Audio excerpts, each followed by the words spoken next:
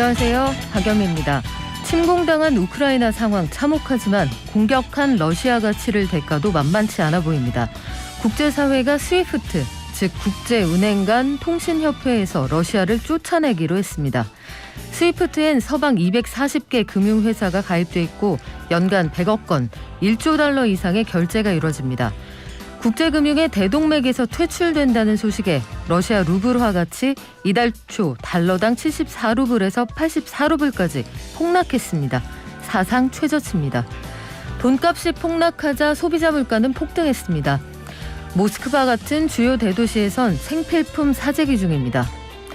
곧 승전보가 나온다는 러시아 정부의 장담에도 우크라이나보다 러시아 국민이 더 동요하는 걸 보면 도대체 왜 누굴 위해 하는 전쟁인지 다시 묻게 됩니다.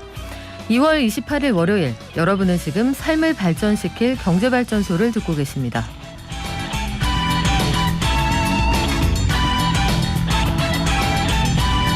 주말 사이 대선판의 가장 큰 이슈였습니다. 야권 단일화 문제. 어떻게 돼가는지 잠깐 정리해드리고요. 지난주에 열렸던 대선 후보 TV토론 간단히 정리해드립니다. 각 후보들의 경제 공약도 살펴볼 예정이고요. 대선이 9일 남았습니다. 믿어지시나요? 날짜 정말 빨리 지나가죠. 각 대권 후보 관련 테마주들이 급락세를 보이고 있다. 증시의 반응 알아보겠습니다. 또 청년 희망적금 가입자들 몰리면서 정부가 추가로 예산을 편성할 계획이다. 이 소식도 함께 전해드리겠습니다. 증시에서는 지난주 뉴욕 증시 정리하고요. 오늘 우리장 전망해 보겠습니다. 박연미의 경제픽. 배당 관련 투자 생각하시는 분들 계시죠? 증시에서도 저는 의결권 필요 없습니다. 배당만 많으면 좋습니다. 이런 분들 계시는데 투자 시에 주의할 점은 어떤 게 있는지 김현우 소장에게 들어보겠습니다. 경제탐사 시간에는 최근 여러 가지 이슈가 되고 있는 주식 양도세 폐지 관련해서 감세 논란에 대해서 한번 정리해보죠. 저희 방송 중에 샵 0951로 문자 주실 수 있고요. 단문 50원, 장문 100원입니다.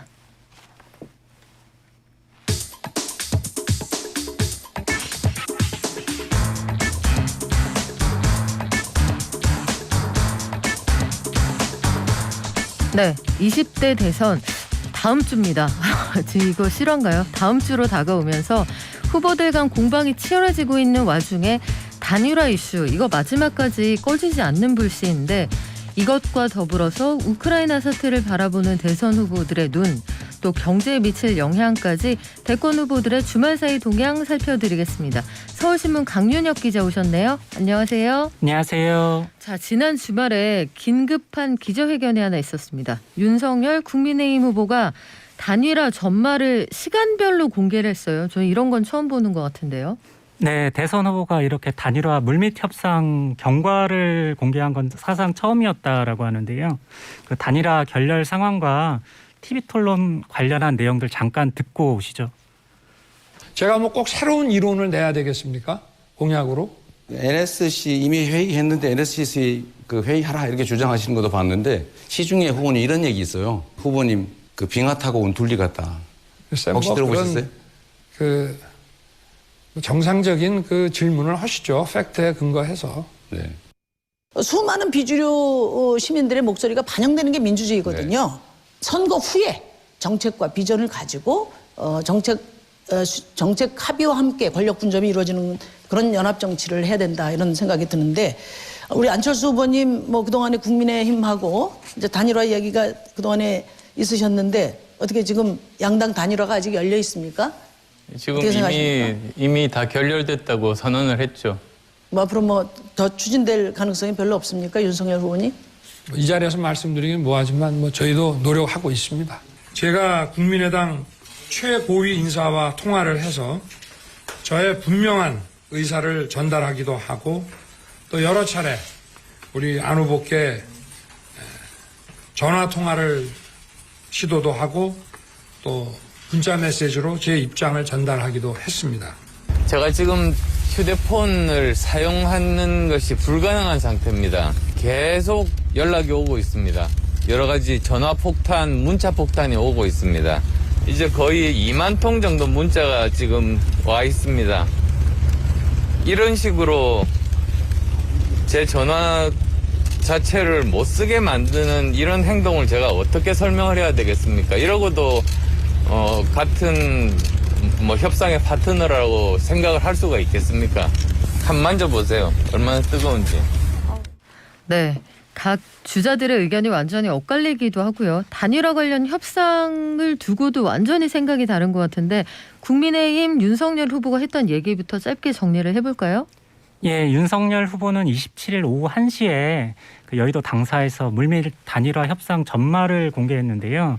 이게 그 투표용지 인쇄 하루 전날이다 보니까 야권 단일화의 데드라인이라고도 불렸던 날이었기 때문에 이 협상 뒷얘기를 적극적으로 끌어내면서 이 단일화 결렬 책임이 자신보다는 안철수 후보 측에 있다는 걸 내비치기 위한 의도로 보였습니다.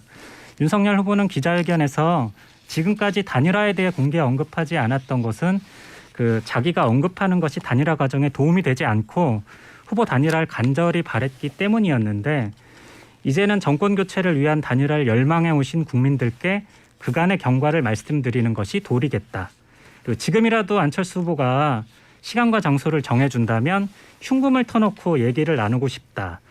저는 희망의 끈을 놓지 않겠다라고 말했습니다. 그 윤석열 후보가 공개한 협상 경과에는 최진석 위원장이나 임명진, 신재현 같은 선대위 인사가 있었고요. 또 소위 그 윤핵관이라고도 불렸던 장제원 의원과 그 이태규 선대본부장 간의 회동, 그리고 윤석열 후보가 안철수 후보에게 보냈던 문자 메시지 내용까지 모두 공개했는데요.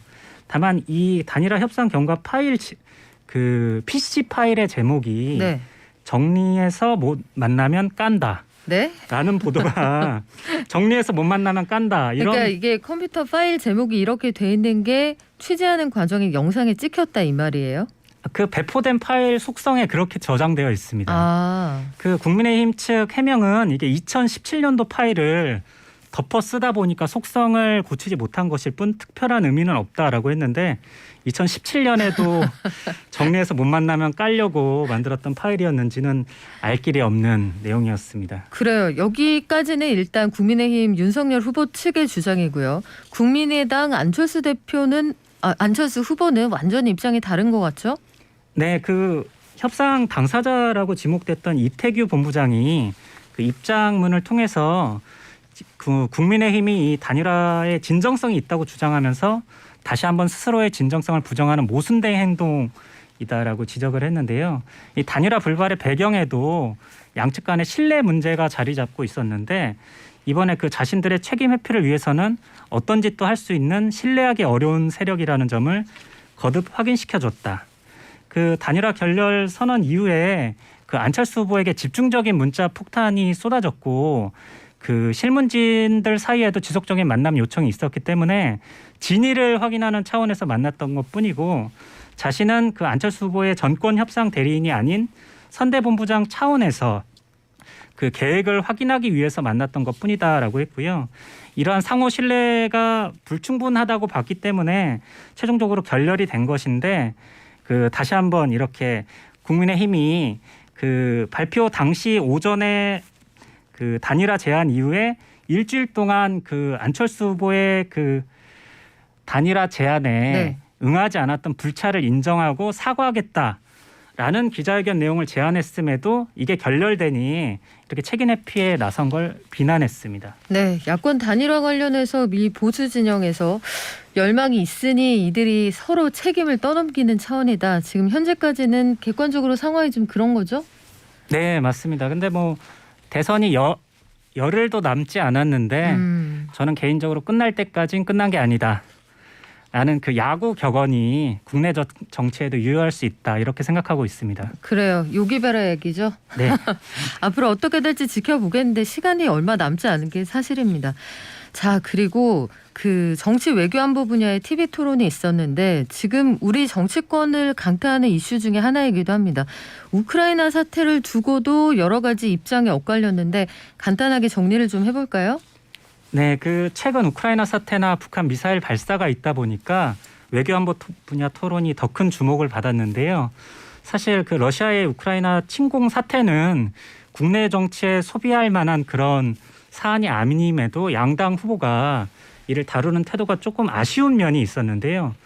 그 이재명 후보 같은 경우에는 6개월 초보 정치인이 대통령이 돼서 나토가 가입을 해주지 않으려고 하는데 가입을 공언하고 러시아를 자극하는 바람에 충돌했다. 물론 러시아가 주권과 영토를 침범한 행위는 강력하게 규탄해야 하지만 이게 외교가 그 전쟁을 불러온 아주 극명한 사례이기 때문에 윤석열 후보를 비판하기 위한 소재로 우크라이나 사태를 이용했고요. 그 반면 윤석열 후보 역시 우크라이나 사태를 보는 각도가 다른데 종이와 잉크로 된 협약서 하나 가지고 국가의 안보와 평화가 지켜줄 수 없다. 민주당 정부와 이재명 후보가 그 종전선언을 강조하는데 북한 핵 개발을 포기하지 않은 상태에서 종전선언을 강조하는 게 우크라이나와 동일한 위협을 줄 수 있는 것 아니냐라고 지적해서 제가 보기에는 양당 후보 모두 서로를 비난할 자격이 없지 않았나 이렇게 지켜봤던 것 같습니다. 그래요. 지금 현장에서 벌어지고 있는 참혹한 상황들을 우리가 냉정하게 좀 차분하게 지켜볼 필요도 있을 것 같고 대선이 정말 9일 앞으로 다가왔습니다. 이 상황에서 여야 후보들 경제 관련 공약, 대책 이런 것들은 좀 뒤로 밀리는 느낌도 있어요. 네, 그 사실 지난 한 주는 안보 주간일 수밖에 없었는데요. 그러다 보니까 그 민생에 중요한 경제 관련 공약의 관심도가 좀 줄어들었지만 이재명 후보는 국토 균형 발전 공약으로 제시했던 남부 수도권 구상을 재차 언급하면서 아쉬움을 표하기도 했고요. 그 10년 공공임대 리츠 입주자 20만 명을 대상으로 이게 10년간 임대 후 분양 전환하는 방식인데 조기 분양 전환이 되도록 금리 지원이나 입주 부담을 최소화하는 방안을 적극 검토하겠다. 그리고 주식시장 선진화나 취업용 건강진단 결과서 발급제도 개선 같은 소확행 공약도 제시했고 그 아시아나 거점공항 무안국제공항이나 그 포스코 지주회사의 포항 유치 뭐 이런 것들도 언급을 했고요. 윤석열 후보 역시 24시간 영업, 뭐 방역 패스 완전 철폐, 코로나 손해 실질적 보상 같은 문제를 계속 강조하고 있는데요. 이 뭐 돈 벌 자유, 일할 자유, 만날 자유를 보장하겠다라고 공약하면서 그 문재인 대통령의 탈원전 정책 관련한 입장 변화나 그리고 기존 정부안과 다르게 그 최대 1,000만 원의 방역 지원금을 지급하겠다라고도 약속했습니다. 네, 앞으로 자영업자 지원 관련해서 계속 이야기가 나올 것 같은데 어떤 상황이 전개될지 저희도 지켜보겠습니다. 한 주간 대선 후보들 소식 전해드렸고요. 지난 주말 사이 경제 뉴스도 함께 전해드릴게요. 매일 아침 쏟아지는 경제 뉴스 10분만 투자하면 충분히 따라잡을 수 있습니다. 10분 경제, 주말 동안 들어온 경제 뉴스도 서울신문 강윤혁 기자가 계속해서 전해드리겠습니다. 증시를 뜨겁게 달궜던 이슈가 하나 있죠. 대선 테마주들. 그런데 선거가 다가오니 주가가 반토막으로 줄었다. 이거 왜 그렇습니까? 네, 그 한때 급등했던 대선 테마주들이 선거일이 가까워질수록 추락하는 양상을 이게 대선 테마주 자체가 원래 근거가 없다 보니까 이 추락하는데도 근거가 없다라는 보도였는데요. 그 27일 한국거래소에 따르면 소위 이재명 테마주로 불렸던 일성건설의 주가가 25일 종가 기준으로 3,410원, 지난해 말 고가 대비 45.9%나 떨어졌다고 합니다. 이 종목은 연초 이후 코스피 주가 하락률 3위에도 올랐는데요.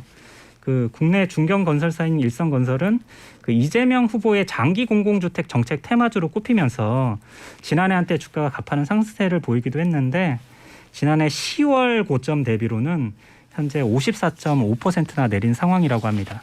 대선 후보들의 학연 지원 관련해서 사실은 그 인연의 끈이 아주 가느다란 그런 테마주들도 한때 언급이 됐는데 이것도 주가가 굉장히 많이 떨어졌더라고요. 네, 그 코스닥 상장사 엔니 능률 같은 경우에는 그 최대 주주인 윤호중 HY 회장이 윤석열 후보와 같은 파평 윤 씨라는 이유만으로도 테마주로 엮여서 급등을 네. 했었는데요. 그 2020년 말 2,800원대에 불과했던 주가가 윤석열 후보 대선 출마 선언이 임박했던 지난해 6월에는 27,750원까지 치솟았고요. 이후 우하향 곡선을 그려서 지금은 고점 대비 절반 수준에 머물고 있다고 합니다.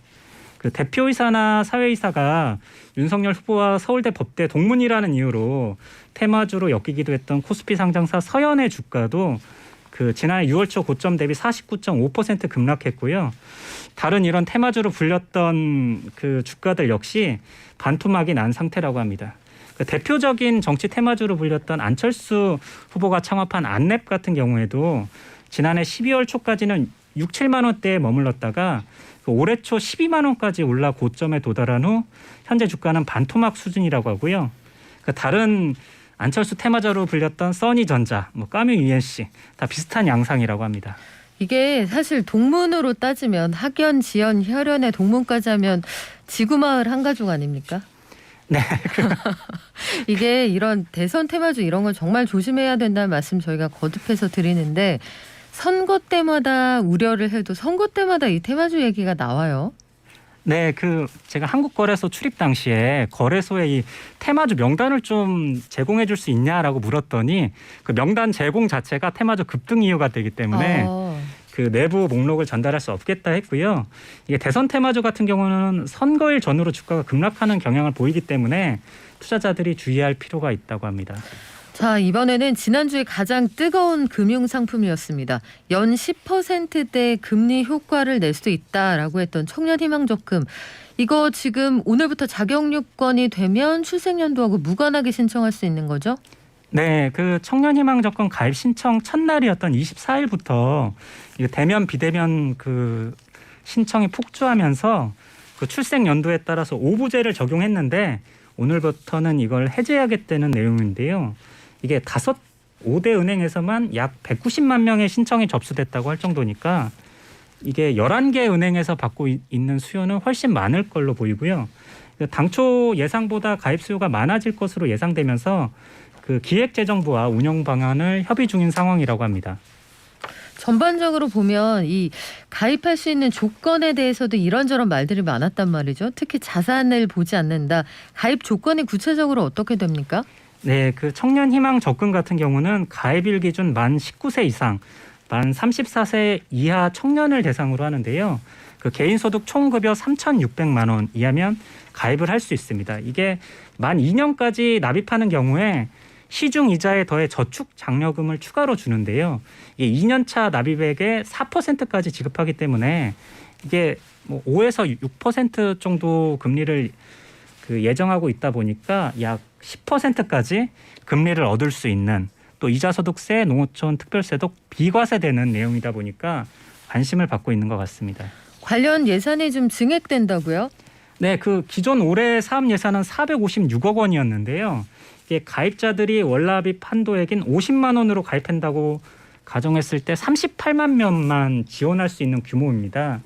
근데 가입 신청 첫날부터 일부 은행 앱이 접속 장애를 빚을 정도로 신청이 쇄도하자 정부가 예산 증액을 검토하고 있다고 하고요.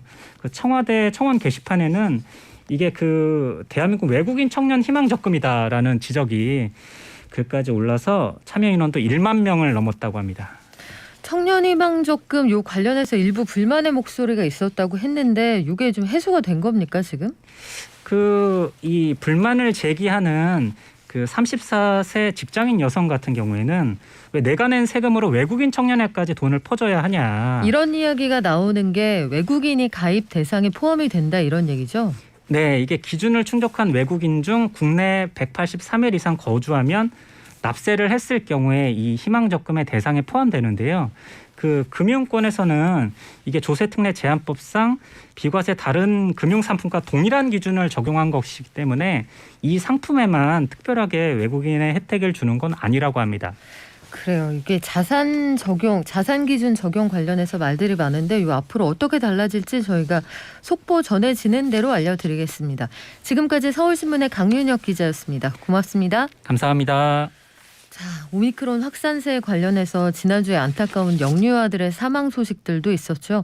방역 수칙 계속 지켜주시고요.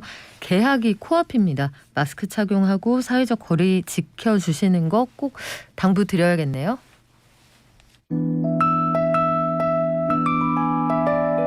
개미 한 마리, 개미 두 마리, 개미 세 마리가 사과를 들고 하나, 둘, 셋.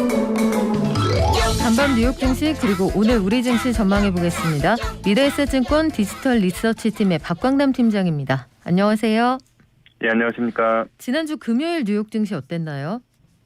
일단 지난주 금요일 미국 증시는 우크라이나 이슈가 지속되는 가운데 PC 디플레이터가 높게 나오면서 사실 이 높은 인플레이션 우려로 장 초반에 좀 하락하는 등 변화가 진행되었습니다.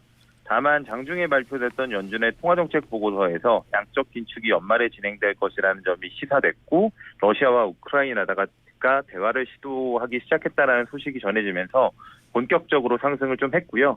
전일 급락했었던 금융, 헬스케어는 물론 산업재, 에너지 소재 업종이 상승을 주도했고 기술주는 그 전날 강세에 따라서 제한적인 모습의 상승세를 이어갔던 것이 특징적이었습니다. 주말 사이에도 우크라이나 관련해서 이제 그 키예프 시내 바로 앞까지 진격을 했다부터 시내 교전 상황 곳곳에서 전해졌는데 현재까지 상황을 금융시장은 어떻게 받아들이고 있습니까? 일단은 우크라이나 관련된 이슈들이 좀 주말 사이에도 엎치락 뒤치락하는 모습들이 좀 나타났습니다. 사실 금요일까지만 하더라도 푸틴 러시아 대통령이 시진핑 국가주석과 통화를 하면서 협상을 희망한다고 얘기를 했었고요. 그다음에 우크라이나도 관련 협상을 좀 받아들이기로 이야기가 됐었는데 러시아가 우크라이나의 협상을 거부했다고 좀 발표를 하고 금요일에 중단했던 군사작전을 토요일에 재개한다고 발표하면서 금융시장으로서는 조금 부정적인 이슈가 발생했다라고 보시면 될 것 같고 또한 주말 사이에 미국과 EU가 러시아를 스위프트, 세계은행 간 금융통신협회입니다. 에서 제외한다고 발표를 하면서 추가적인 제재안이 발표가 됐습니다. 사실 이 부분이 금융시장에 가장 큰 영향을 미칠 수 있는 요인이라고 보시면 될 것 같은데요. 1970년대에 설립한 스위프트는 국가 간의 결제를 신속하게 하면서 국제 무역 흐름을 원활하게 만들어주는 시스템입니다.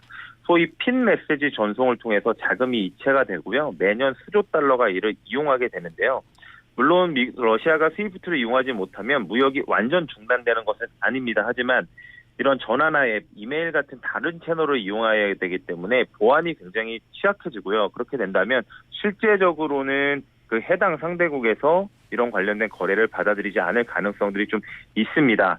다만 아직까지 퇴출되는 은행이 어디인지 여부가 더 중요하기 때문에 관련된 내용을 좀 확인하고 저희가 움직일 필요는 좀 있을 것 같고요.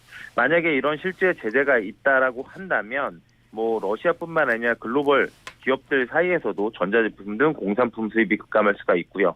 또한 러시아산 원유와 천연가스 판매가 감소할 수가 있어서 에너지 가격 급등 가능성 같은 것도 열려 있다라고 보시면 될 것 같습니다.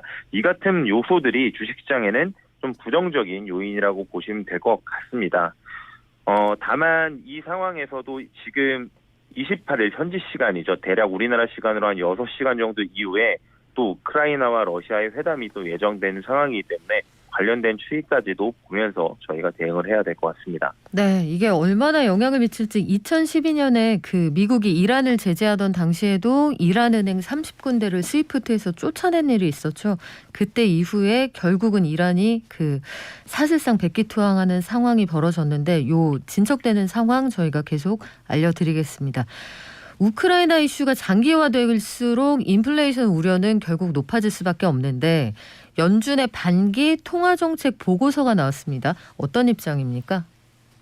일단은 이 연준의 반기 통화정책 보고서 내용만으로는 사실 크게 문제될 만한 내용은 없었습니다. 이 보고서에 따르면 2021년 하반기에 미국 경제활동은 상반기에 비해서 다소 둔화되기는 했으나 견조한 증가세가 유지된다고 이야기를 했고요. 일자리 또한 견고하다고 이야기가 나왔습니다. 또한 인플레이션 상승이 좀 다양한 품목으로 확대되고 있는 부분은 좀 우려스럽긴 하나 장기 기대 인플레 지표는 좀 완만한 상승을 보이고 있어서 생각보다는 좀 우려를 낮춰주는 모습이 나타났고요. 또한 통화정책과 관련해서는 금리는 역시나 곧 인상하는 것이 적절하다고 주장을 해서 3월 달에 바로 인상이 이뤄질 거라고 예상이 됩니다. 다만 양적 긴축에 관련해서는 연말 즈음 축소할 수 있는 여건이 될 것이라고 언급이 돼서 이런 부분들은 조금 더 긍정적인 요소라고 보시면 될 것 같습니다. 노동력 공급 관련돼서 이야기가 나왔는데 이게 약간은 더디게 회복되고 있고요. 임금은 레저 및 적계급 중심으로만 급격하게 가속화되고 있다라는 이야기가 좀 나왔고 역시나 인플레이션 관련해서는 여전히 공급 병목 현상에 따른 것으로 추정하고 있습니다. 또한 병목 현상도 일부 개선 징후가 있다라고 이야기를 하면서 전반적인 내용 자체는 조금 긍정적이었다라고 볼 수는 있을 것 같고요. 이것 또한 그래서 금요일 미국 증시에 긍정적인 영향을 좀 줬습니다. 다만 사실 이 우크라이나 사태 이슈와 주말 사이에 있었던 스위프트 제재로 인한 물가 압력 등을 고려를 해보면 이번 주에 예정된 파월 연준 의장의 상하원 의회 증언이 좀 중요한 이벤트가 되지 않을까라고 생각을 하고 있습니다. 이번 주에 우리 주목할 만한 이벤트 있습니까? 예, 제가 앞서 말씀을 드린 것처럼 일단 이 수요일과 목요일 예정된 파월 연준 의장의 의회 발언이 가장 중요할 것 같고요. 그리고 이거 앞서서 미국의 베이지북이 발표가 됩니다. 이 당일에 수요일에 이 베이지북 결과를 통해서 3월 FOMC의 결과가 나타나기 때문에 이 베이지북에서 인플레이션 전망, 경기 전망을 어떻게 하고 있는지를 미리 좀 살펴보시면 좋을 것 같고요. 또한 방금 이야기 드린 것처럼 파월 연준 의장이 이 우크라이나 이슈에 관련돼서 Q&A, 질의응답 시간에 아마 어떤 식의 이야기를 하는지도 살펴보셔야 됩니다. 이외에는 화요일에 ISM 제조업과 목요일 서비스업 지표가 발표가 되는데요. 미국 같은 경우에도 CDC가 마스크 지침을 좀 변경하는 등 리오프닝이 본격화가 되고 있어서 관련 지표에 긍정적으로 녹아들었는지 확인하시면 좋을 것 같고요. 저희가 물가 압력, 연준의 긴축, 우크라이나 지정학적 리스크 등 여러 가지 이슈에도 불구하고 주식시장에서 역시나 가장 중요한 점은 경기의 확장 국면이 지속되는지 여부가 굉장히 중요합니다. 그렇기 때문에 제조업과 서비스업 지표를 제가 말씀을 드리는 거고요. 또한 4일에 예정된 2월 고용보고서도 동일한 관점에서 지켜볼 필요가 있습니다. 오늘 우리 장은 어떻게 출발했나요? 예, 일단 한국 시장은 양대 지수 모두 하락 출발을 했고요. 주말 사이에 촉발된 대러시아 스위프트 제재 이슈에 따른 불확실성 우려의 여파라고 보시면 됩니다. 다만 어느 정도 예견이 됐었고요. 또한 선반영된 부분들, 또한 국내 증시 같은 경우에도 방역 패스 해제 이야기가 아침에 속보로 나오면서 이 리오프닝 본격화에 따른 기대가 좀 유입되면서 코스닥은 상승 전환을 했습니다. 또한 러시아 제재 여파에 따라서 종목군당 등락이 좀 일부 갈리는 모습들도 좀 나타나고 있다는 점도 주목할 필요가 있고요. 달러원 환율은 다행스럽게도 1,200원 아래에서 움직이면서 조금은 안정된 모습이 나타나고 있습니다. 우리 시간으로 장 막판 3시 정도면 우크라이나가 8시거든요. 이때 정도의 휴전 관련된 회담이 있기 때문에 우리나라 시장 끝난 이후에 아마 결과가 나올 것 같긴 하지만 만약에 좀 일찍 나온다면 관련된 이슈도 영향을 마지막에 줄 수 있을 점 고려하시면 좋을 것 같습니다. 네, 앞서 팀장님 말씀하신 고 베이지북 미국에서 경제 동향 관련한 내용을 취합한 표지가 베이지색인 그 책 맞죠? 예, 맞습니다. 네, 우리나라에서 매월 나오는 KDI 최근 경제 동향 그린북이라는 게 있습니다. 지금까지 미래에셋증권 디지털 리서치팀의 박광남 팀장이었습니다. 고맙습니다. 감사합니다.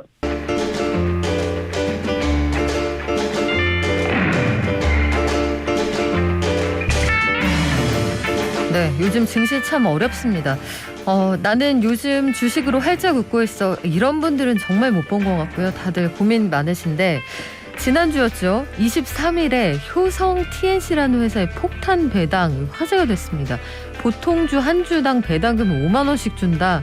이 관심들 많으셨을 텐데 이 회사 포함해서 지난해 배당금 발표한 기업 가운데 주가 대비 배당 수익률 7%가 넘는 기업이 10군데나 된다고 하네요.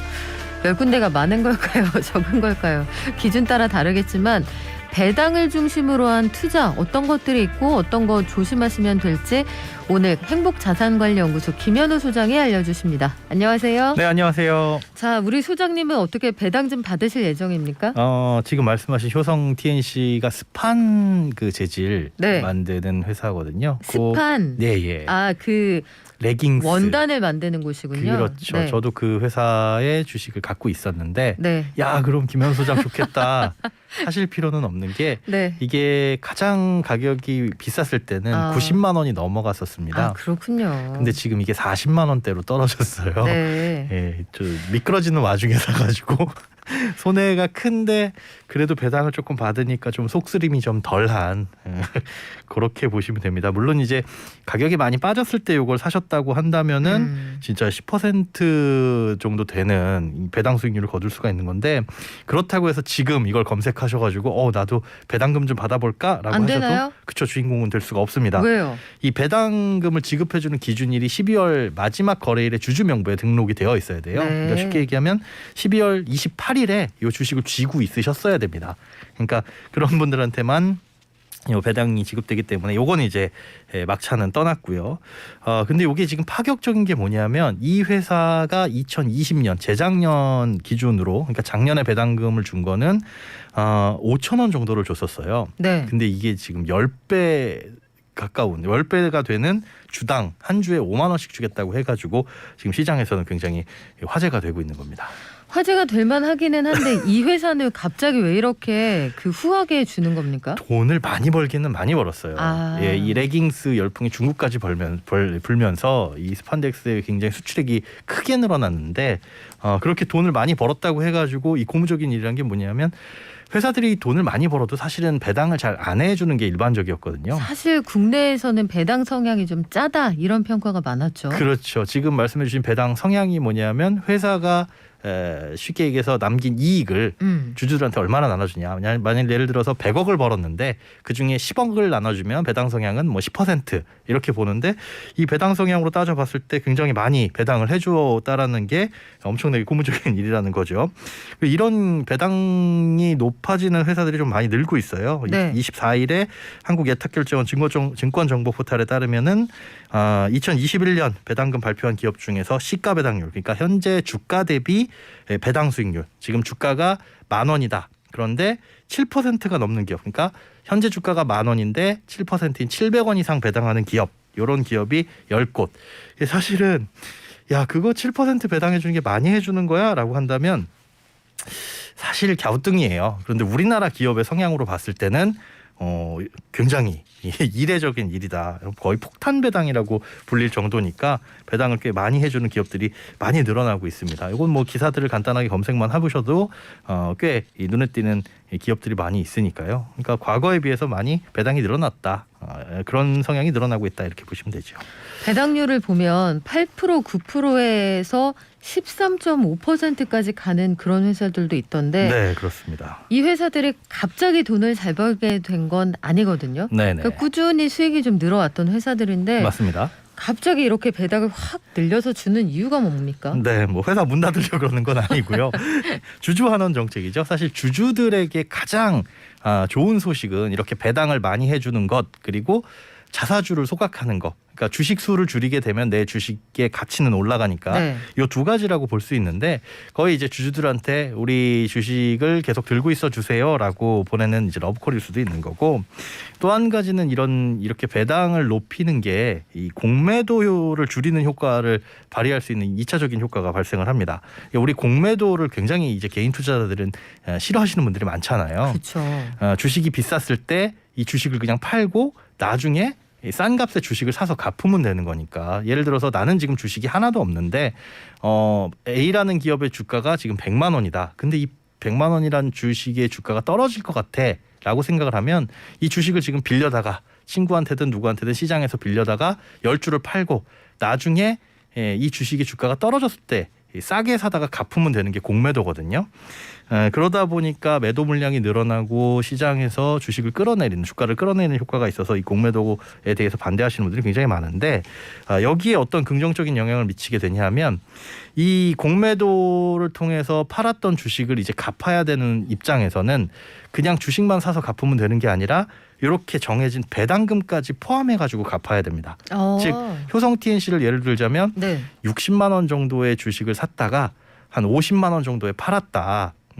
그러니까 50만 원 정도에 사서 갚는다라고 생각을 했을 때는 차익이 꽤 많이 남는 것 같잖아요. 네. 그런데 주당 5만 원 정도의 배당금까지 포함해서 갚아야 되다 보니까 실질적으로 수익이 굉장히 줄어들게 되는 겁니다. 오히려 이제 손해가 발생할 수도 있고요. 그래서 특히나 효성 TNC 같은 경우에는 2020년에 배당 수익률이 2.5%였어요. 그러니까 이걸 근거로 그래 주가가 떨어져도 2.5% 정도 배당금 포함해서 갚는다 치면 한 4, 5%만 먹고 나오면 되겠다라고 판단을 해서 그 정도 주가로 싸게 사서 갚을 거였다면 10% 넘게 이제는 배당금을 갚아야 되니까 손해가 크게 발생을 하는 거죠. 그러면 아무래도 공매도를 하려는 그 어떤 시도 같은 게 좀 줄어들겠네요. 그렇습니다. 그래서 기존에도 이 헤지펀드, 보통 이제 펀드에도 공매도를 하긴 하는데 여기에서 공매도를 할 때는 이렇게 배당을 많이 해주는 고배당주들은 좀 꺼렸었거든요. 그런데 지금처럼 이렇게 배당을 많이 해주는 회사들이 늘어나게 되면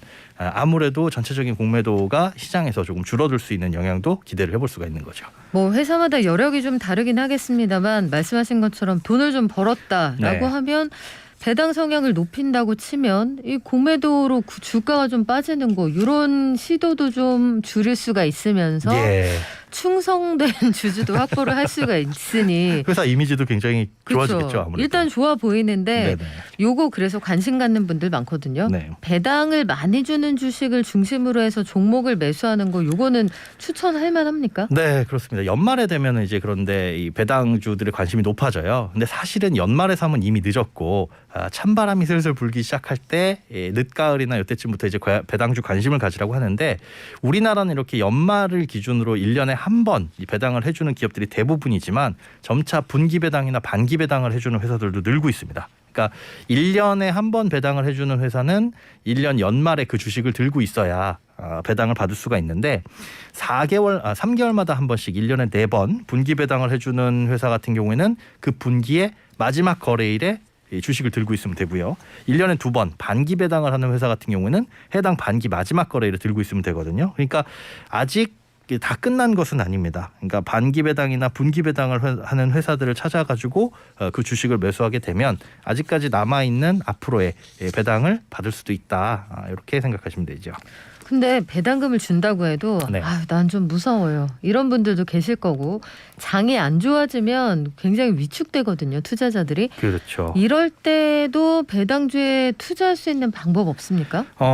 간접적으로 투자할 수 있는 방법이 크게 두 가지입니다. 배당주 펀드 아니면 배당주들을 모아놓은 ETF에 투자를 할 수가 있는데 배당주 펀드 같은 경우에도 이렇게 이 반기 배당이나 분기 배당, 연간 배당 이런 것들을 염두해가지고 주식을 사고 팔고 하지만 우리가 기본적으로 봤을 때 주식에 투자한다라고 봤을 때는 이 낮은 가격에 사서 높은 가격에 사는 요 차익을 거두는 게 실제 목적이잖아요. 배당주 펀드라고 하더라도 자산운용사의 펀드 매니저들이 그런 노력들은 계속하고 있습니다. 거기에 플러스 배당을 많이 해주는 주식 위주로 사모으는 게 이런 배당주 펀드거든요. 그러니까 기본적으로 주식 매매 차익을 거두면서 플러스 알파를 노릴 수 있다. 이게 배당주 펀드라고 보시면 되고 배당주들을 담는 ETF도 마찬가지예요. 그러니까 배당으로 인한 수익들을 많이 거두는데 이 ETF가 담고 있는 종목들은 배당을 많이 해주는 주식을 담고 있다. 이렇게 보시는 거지 주로 배당을 통해서 수익을 낸다라는 개념하고는 조금 거리가 있습니다. 네, 배당이라고 하면 네. 사실 미국 영화에서 많이 봤거든요. 그래서 이 배당으로 뭐 부자됐다 이런 스토리가 있는 영화들도 제법 되는데 네, 미국에서는 배당 성향이 좀 후한 편이죠. 맞습니다. 미국 주식 같은 경우 뭐 ETF나 이런 것들을 보면 연간 배당 수익률이 뭐 10%가 넘는 것들이 많이 있어요. 물론 이제 확정적으로 계속 그렇게 지급해 주진 않지만 과거에 이 배당 수익률을 보면 그렇거든요.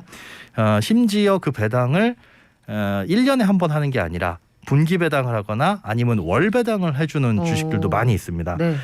미국의 이제 S&P 500 지수라고 미국의 대표 업종 500개를 모아놓은 그러니까 우리나라의 코스피 200 하면은 코스피 시장에 200개 업종을 모아놓은 거잖아요. 대표 업종을. 그러니까 500개 기업을 모아놓은 S&P 500 지수에 편입되어 있는 종목들을 보면 이 중에 4분의 3 정도, 75% 정도가 분기 배당을 해주는 주식들이에요. 그런데 이 분기 배당이라고 해가지고 우리가 1, 2, 3, 4, 5, 6 이렇게 나누는 게 아니라 어디는 2, 3, 4, 5, 6, 7 이렇게 나눌 수도 있기 때문에 석 달마다 한 번씩이라고 보면 되거든요. 그러니까 말이 분기 배당이지 3개월 배당이라고 보시면 됩니다. 근데 이런 주식들이 여러 가지가 다 섞여 있다 보면 무슨 일이 벌어지냐면 배당금이 매월 들어올 수도 있는 거예요. 그러니까 어떤 회사는 뭐 1, 4, 7, 10월 이렇게 들어오기도 하고 어떤 회사는 2, 5, 8, 11월 이렇게 들어올 수도 있는 거죠. 그래서 이런 ETF에 투자를 하게 되면 슬금슬금 나도 모르는 사이에 한 월 말 정도가 되면 배당금이 입금되었습니다라는 뭐 문자나 아니면 뭐 메시지를 받을 수가 있어요. 저도 이런 이제 ETF들을 몇 가지를 갖고 있는데 재미난 건 얼마 큰 돈은 안 되더라도 그래도 꾸준하게 뭔가 내 주식이 돈을 벌고 있구나. 라는 생각들도 들 수 있고요. 요것들을 늘려가게 되면 실질적으로 월 소득을 늘릴 수 있는 효과들도 있어서 이런 ETF들만 꾸준하게 사모으시는 이 투자자분들도 계십니다. 현금 흐름을 계속 만들고 그렇죠. 늘린다. 이른바 월세 받는 주식이다. 이렇게 이해할 수도 있겠습니다만 네. 사실 세상에 다 좋은 건 없잖아요. 그렇죠. 그러니까 산 좋고 물 좋고 경치까지 좋으면 좋은데 배당주에 투자할 때도 분명히 단점은 있을 거라고요. 맞습니다. 아까 그 연간 배당 수익률이 10%가 넘어가는 ETF도 있습니다라고 말씀을 드렸지만 그 ETF의 과거 주가 변동 폭을 보면 굉장히 들쭉날쭉합니다. 그러니까 연 10% 배당을 해주긴 하지만 위아래로 주가가 움직이는 게 10% 넘게 흔들릴 수도 있거든요. 네. 배당 수익률이 낮은 ETF 같은 경우에는 흔들림이 적은 것들이 많이 있어요. 그러니까 크게 낮은 가격에 사서 비싼 가격에 파는 재미는 못 보겠지만 잔잔하게 배당 수익률을 거두는 건 좀 수익률이 낮고, 배당 수익률이 좀 크게 기대할 수 있는 것들은 위아래로 변동폭이 좀 크다, 이렇게 보실 수가 있어서 단순히 배당 수익률 높은 것만 골라가지고 ETF나 이런 것들을 투자하시게 됐다가 주가가 크게 바뀌는 바람에 손해를 크게 볼 수도 있는 거니까 이런 ETF에 투자를 할 때도 조금 분산해가지고 투자를 하시는 게 가장 안전한 방법이다라고 볼 수가 있겠습니다. 그러네요. 위험은 낮은데 배당은 많이 주고 주가는 크게 안 흔들리고 이런 게 있으면 참 좋을 텐데. 네. 미국 배당주에 내가 투자를 했다. 네. 이때 세금은 어떻게 됩니까? 매매 차익에 대해서는 양도세를 과세를 하고요. 그다음에 이 배당 수익에 대해서는 15%를 과세합니다. 이게 세금이 약간 재밌는데, 우리나라 그 세법에 보면 우리나라 이자나 배당 소득세보다 낮은 국가에 대해서는 우리나라만큼 떼고요. 높은 국가에 대해서는 그걸로 종결을 해요. 예를 들어서 중국 같은 경우에는 배당에 대한 소득세가 10%입니다. 우리나라보단 낮죠. 우리나라 이자 소득세는 14% 플러스 지방세 1.4%잖아요.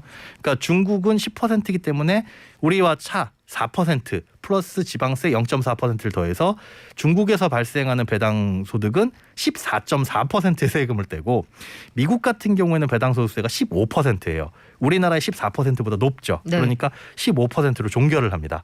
그러니까 내가 여러 국가에 투자를 하고 있는데 세금이 조금 달리 뗀다 싶으면 이런 차이에서 온다라고 보시면 되고, 복잡하긴 하지만 이거는 증권사에서 원천징수하기 때문에 고민하실 필요는 없어요. 그냥 알아서 떼는데, 고민하실 포인트는 어디냐면 이렇게 떼이는 이 연간 배당 소득이 우리나라 주식이든 뭐든 전 세계를 다 합쳐가지고 이자와 배당 소득이 연간 2천만 원을 넘어가게 되면 다른 소득하고 합산해서 과세를 합니다. 그러니까 좀 여기에 많이 투자를 하시거나 나는 이런 배당 소득을 연금으로 쓸 거야라고 생각하고 장기적으로 큰 돈을 모아 가셨다가 연간 2천만 원을 넘게 되면 그거는 나중에 세금이 굉장히 세질 수 있다. 이런 부분을 좀 유의해서 투자를 하셔야 됩니다.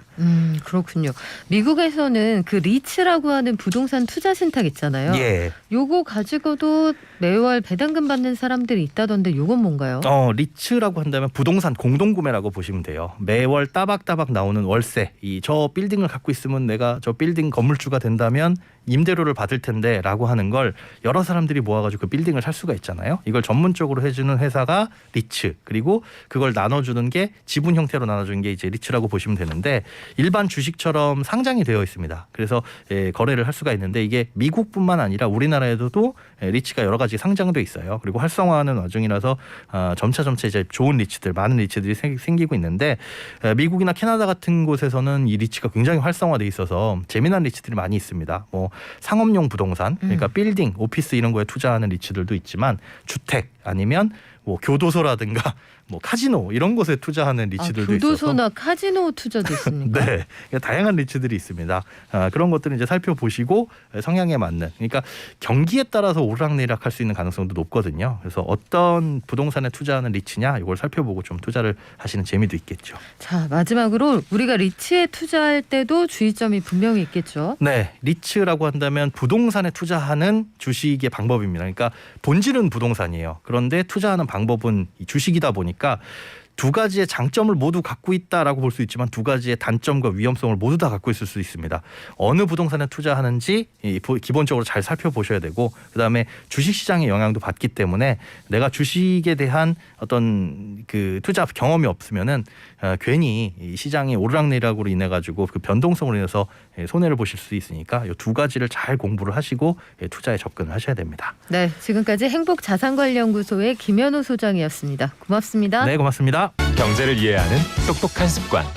경제발전소 박연미입니다.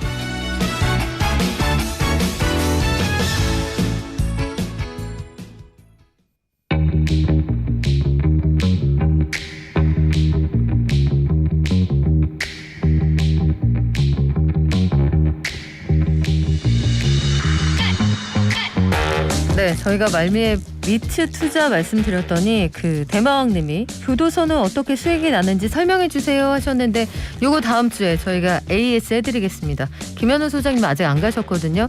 듣고 계시죠? 다음 주에 저희가 알려드릴게요. 그리고 대선이 정말 얼마 안 남아서 뭐 게시판도 뜨겁고 의견이 갈립니다. 같은 댓글 복사해서 제발 달지 말아주세요. 홍길돈님이 말씀하셨는데 네, 우리 평화롭게 게시판을 공유하도록 해요. 대선 앞두고 최근 주요 후보들이 자본시장 활성화 공약을 내놓고 있습니다. 이 중에서 주식 양도세 폐지가 필요하다. 아니다. 말이 바뀌었다. 의견이 좀 갈리는 상황이거든요. 주식 양도세 폐지. 감세 논란에 대해서 오늘 참세상연구소 홍성만 실장이 준비해 오셨네요. 안녕하세요. 네, 안녕하세요. 자, 주식 양도세라는 게 뭔지 요거부터 설명을 좀 부탁드릴게요. 네, 이게 올해랑 내년에 좀 달라지게 되는데요. 올해까지는 이 주식 양도세가 일반 소액주주는 내지 않습니다. 이 대주주라고 해서 주식 1% 이상을 보유했거나 한 종목에 이제 10억 원 이상 투자한 대주주만 주식 거래 시에 이제 양도 차익에 대해서 20에서 25%를 내고 있습니다. 그러니까 현재는 이제 대주주 양도소득세 이렇게 이제 볼 수 있고요. 근데 이게 내년부터는 이 주식 양도소득세가 금융투자소득세로 일원화되는데요. 모든 그 주식 거래 차익이 5천만 원 이상이면은 소득세를 이제 20%에서 25%로 매기기로 했습니다. 대신에 이제 주식 거래세는 내려가는데요. 0.25%에서 0.15%로 내려가게 됩니다.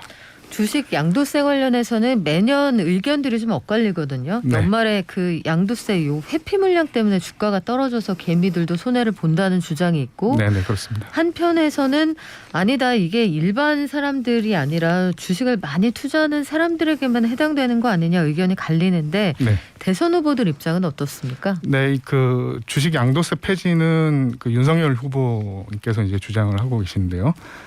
윤 후보는 이제 그 주식 양도세를 지금 이렇게 이제 만들어 놓으면은 올 연말에 이제 전부 이탈 현상이 생겨서 주식 시장이 왜곡되기 때문에 많은 그 개인 투자자들, 개미 투자자들에게 치명타를 줄 수 있기 때문이라고 주식 양도세 폐지 이유를 그렇게 이제 설명하고 있습니다.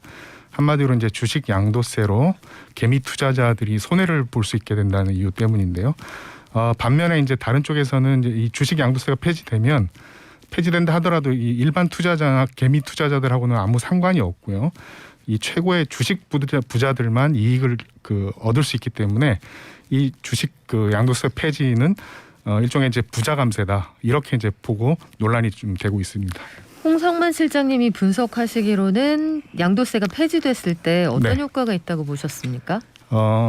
제가 보기에는 그 주식 양도세 자체가 일반 개미 투자자들하고는 거의 뭐 상관이 없는 거기 때문에 이게 뭐 사실상의 이제 부자 감세가 아니냐라고 이제 보여지는데요. 최근에 이제 정의당 장혜영 의원실이 낸 자료를 보면은 주식 양도 소득 금액 상위 0.1% 그러니까 주식 양도 소득세를 낸 사람 중에서 상위 0.1%가 납부한 세금이 전체 이 양도세의 40%에 달한다고 하는 분석이 나왔어요. 또 이거를 이제 상위 1%로 확대해서 보면은 전체 주식 양도세의 70.8%를 납부했다 이렇게 이제 보여지고요. 그리고 이제 주식 거래로 보면은 이 1%의 이제 주식 거래 차익이 11조 7천억 원이 넘었던 걸로 좀 알려져 있고 이때 이제 납부한 주식 양도세가 2조 4,500억 정도에 불과했다고 합니다. 그러니까 이제 장혜영 의원실 분석에 따르면은 그 현행 주식 양도세가 좀 미미해서 좀 문제가 될 수 있는데 그나마 이걸 좀 폐지하게 되면 최상위 이제 주식 부자들 세금만 더 깎아주는 게 아니냐 이제 그렇게 이제 분석을 하고 있다고 볼 수 있습니다. 그런데 이게 세제가 좀 달라지잖아요. 내년부터는 금융투자소득세로 기존의 세제가 재편이 되는데 이렇게 되면 어떤 효과가 있습니까? 금융투자소득세로 재편돼도 사실 상황은 뭐 거의 바뀌지 않을 거라고 보여지는데요. 왜 그러냐면은 기존에는 이제 대주주에만 이제 과세되던 것을 거래 차익이 이제 5천만 원 이상에 대해서만 과세하는 것으로 이제 바뀌기 때문입니다. 정확하게 좀 말씀을 드리면 개미 투자자를 어떻게 정의하냐에 따라서 좀 판단이 좀 달라질 수도 있겠다고 좀 보여지는데요. 1년에 이제 주식 팔아서 이렇게 손실까지 다 포함해서 그러니까 순이익으로 5천만 원 이상 수익을 낼 수 있는 사람을 개미라고 개미 투자자라고 본다면 그러면 이 그 주식 양도세 폐지로 이득을 볼 수 있다고 좀 할 수 있겠지만은 하지만 이제 이런 수익을 남길 수 있는 사람들 자체가 아주 뭐 소수라고 보여지고요. 또 이 주식 부자일수록 주식 차익을 좀 많이 남기기 때문에 개미 투자자보다는 이 주식 부자를 위한 정책이다. 주식 양도소득세 폐지가 그런 정책이다라고 볼 수 있겠습니다. 양도세 폐지까지는 홍 실장님의 의견이 그런 거고 네네. 주식 거래세를 좀 줄이자 이런 주장도 있거든요. 거래세를 줄이는 건 시장에 어떤 영향을 줄까요? 저는 이것도 좀 문제다라고 좀 보는데요. 일반적으로는 이제 세금이 낮아지면은 그만큼 더 투자자들이 이득을 많이 보는 것처럼 생각되지만 이 주식 거래세는 만든 이유가 있습니다. 이 주식 거래세를 낮추게 되면은 뭐 단타 매매 같은 뭐 이런 것들이 더 성행할 수가 있기 때문에 뭐 그런 것들에 따른 어떤 물리적인 피해뿐만 아니라 정신적 피해까지도 좀 확대할 수 있는 그런 상황이고요. 그리고 이제 일반적으로 이제 금융시장에서의 뭐 수익은 불로소득이다라고 좀 볼 수 있기 때문에 원칙적으로는 근로소득세보다 더 높은 세율로 규율을 해야지 이제 그나마 어떤 공평과세라든가 조세 정의를 좀 실현할 수 있다고 보여지는데요. 그런데 현재 지금 거의 대부분의 이제 후보들이 근로소득세율보다 더 낮은 이제 금융소득세율들을 좀 제시하고 있고 금융시장을 더 활성화하기 위한 공약들만 내고 있어서 어떻게 보면 좀 문제가 아니냐 그렇게 좀 보여집니다. 지금 말씀하신 부분은 증시에서 아무래도 투자자들이 점점 늘어나고 있으니 네네. 아마 그분들을 향한 구애가 아닐까 이런 생각을 해보게 되는데 그럼 실장님 네. 현장에서 세제를 만약에 홍성만 실장님에게 맡긴다. 네. 내가 세금 정책의 디자이너가 된다고 하면 본인은 어떤 정책이 지금 필요하다고 보세요? 저는 그 가장 그 기본이 되는 것은 그러니까 불로소득에 대해서는 과세를 더 확대하고 근로소득에 대해서는 과세를 좀 줄여주는 것이 이것이 좀 그 조세 원칙에 맞는 것이 아닌가라는 생각이 좀 들고요. 금융시장은 지금 지나치게 너무 좀 확대되어 있기 때문에 그것들을 뭐 그 이 조세 정책을 통해서라도 일정하게 좀 규율하는 것들이 좀 필요한 상황이 아닌가 그렇게 좀 보여집니다. 지금 그것뿐만 아니라 전반적으로 보면 건강보험 관련해서도 우리가 이슈가 많잖아요. 네네. 지역가입자들 건강보험료 어떻게 할 거냐. 그리고 월급쟁이들이 내는 건강보험료가 너무 많이 올라간다 이런 주장도 있는데 네, 그런 것도 고민 많이 하시잖아요. 네. 거기서 지역가입자에 대한 입장은 혹시 생각해 보신 거 있어요? 지역가입자와 직장가입자도 원칙적으로는 이거 뭐 통합해서 운영하는 것이 가장 좀 바람직하다고 좀 생각이 좀 드는데요. 지역가입자들에 대한 뭐 이 건강보험료 이 차별 문제들은 뭐 계속 좀 얘기가 좀 되어 왔습니다만 어쨌든 이것들을 좀 통합적으로 운영하면서 그런 차별들을 좀 해소시켜 나가는 그런 방향으로 운영해야 되지 않을까 그렇게 생각됩니다. 그래요. 앞으로 자산 기준 같은 것들에 대한 정비가 좀 필요하다 이런 주장도 있거든요. 어떻게 변화가 되어 나갈지 저희도 열심히 공부해서 알려드리겠습니다. 지금까지 참세상연구소 홍성만 실장이었습니다. 고맙습니다. 네, 감사합니다. 자, 오늘도 아주 뜨겁게 의견들 많이 주고 계시네요. 주식 매매로 순이익이 5천만 원 이상 난다. 이거는 일반개미 아닙니다. 이런 주장도 있고요. 양도세 이거 뭐 부자들 좋으라고 하는 게 아니다. 양도세 회피 물량 때문에 연말에 주가가 빠지면 결국은 위험이 분산되니까 개미들도 불리해진다. 이런 반론도 있습니다. 여러 가지 의견들이 좀 교차하고 있는 이런 상황인데 경제 이슈가 대선 앞두고 계속 좀 밀리는 것 같아서 저희가 잊어서는 안 되는 이슈들 이런 것들 계속 말씀드릴 건데요. 대선이 정말 얼마 남지 않았군요. 게시판 굉장히 뜨겁습니다. 오늘도 1시간 동안 들어주셔서 감사하고요. 캠핑장에서도 출첵을 해주셨네요. 고맙습니다. 오랜만에 오셨네요. 우리 비타민 파파님 모두 건강하시고요. 코로나19 상황이 결국 경제를 살리는 그 시금석이 되겠죠. 앞으로 어떻게 될지 이런 상황도 저희가 들어오는 대로 함께 전달해드리겠습니다. 오늘 하루 건강하시고 저희 내일 같은 시간에 이 자리에 돌아올게요. 발전.